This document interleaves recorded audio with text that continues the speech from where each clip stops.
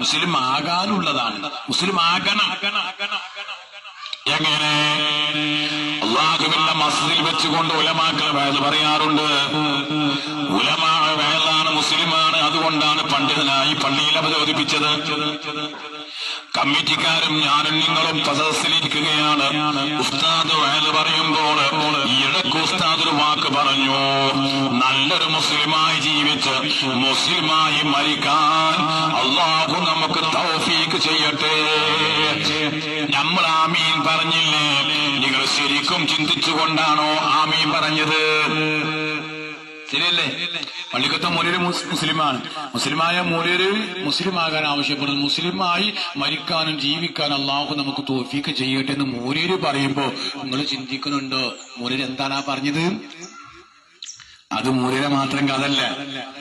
ബഹുമാനപ്പെട്ട യൂസുഫ് അലൈഹിസ്സലാത്തു വസ്സലാം റബ്ബിനോട് ദുആ ചെയ്യുമ്പോൾ യൂസുഫിന്റെ കഥ പറയുമ്പോൾ ഒരു കാര്യം കൊണ്ട് ശ്രദ്ധിക്കണമെന്ന് ഖുർആൻ പറയുന്നു.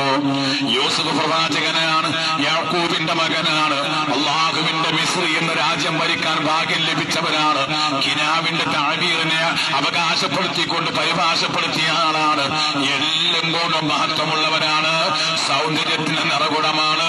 അല്ലാഹുവിന്റെ ഖുർആനിൽ സൂറത്തുൽ യൂസുഫ് എന്നൊരു ഖുർആൻ അധ്യായവും വന്നിട്ടുണ്ട്.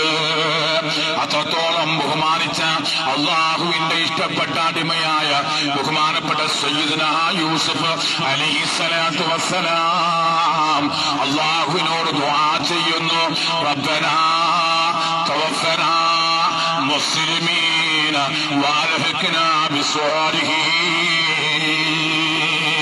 اللهم يا فاطر السماوات والأرض أنت ولي في الدنيا والآخرة توفني مسلما وألحقني بالصالحين.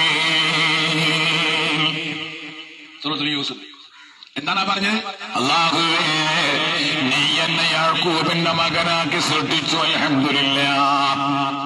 നീ എന്നെ പ്രവാചകനാക്കി സമ്മാനം നൽകി, അൽഹംദുലില്ലാഹ്. നീ എന്നെ മിസ്രിന്റെ അധിപനാക്കി, അൽഹംദുലില്ലാഹ്.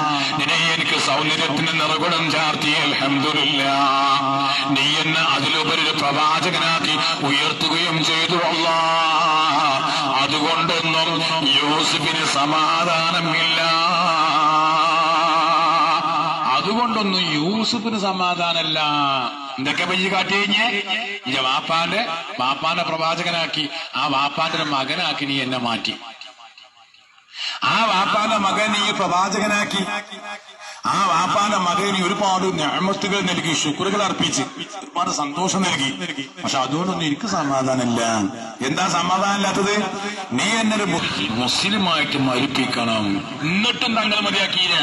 അല്ലാഹുവിന്റെ ഖുർആൻ പറയുകയാണ്, കരഞ്ഞ കണ്ണുമായി, വിതുമ്പുന്ന ചുണ്ടുമായി, ഇടറുന്ന ശബ്ദമായി, തളർന്ന് തരിപ്പണമായി ബഹുമാനപ്പെട്ട യൂസുഫ് എന്നോട് ദുആ ചെയ്തു, നബിയേ,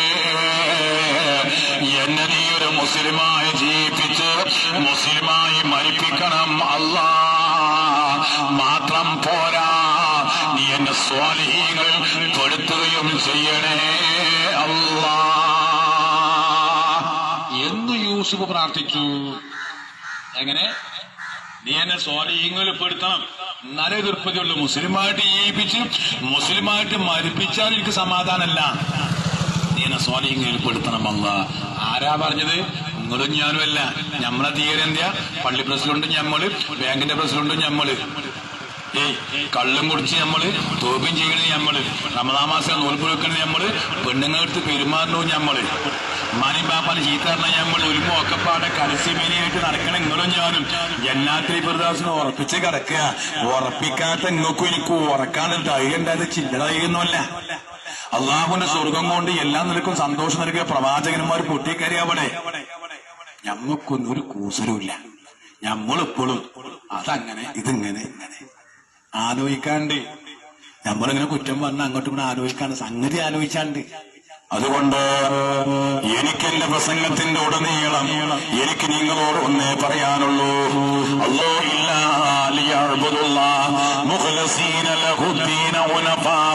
ഉനഫായികളെ പിൻപറ്റിക്കൊണ്ട് 24 മണിക്കൂറും അല്ലാഹു എന്ന ചിന്തയിൽ നിങ്ങൾ ജീവിക്കണേ. അതിനെന്താണ് മാർഗം എന്ന് തേടുകയാണ് നമ്മൾ വേണ്ടത്. അതുകൊണ്ട് തന്നെ അല്ലാഹുവിന്റെ റസൂൽ പറഞ്ഞതായി ബഹുമാനപ്പെട്ട കവി പറയുകയാണ്. ആരോട്? എന്നോടും നിങ്ങളോടും. അഹദത്തിൽ അലിഫ് അലിഫില മഗമിയ അലിഫക്ഷര പൊരുൾ ബിസ്മില്ലാ അരിമകലി കുത്തുബനുദീനും ഖുർആനിൽ അളകുറ്റല കുരി ബിസ്മില്ലാ.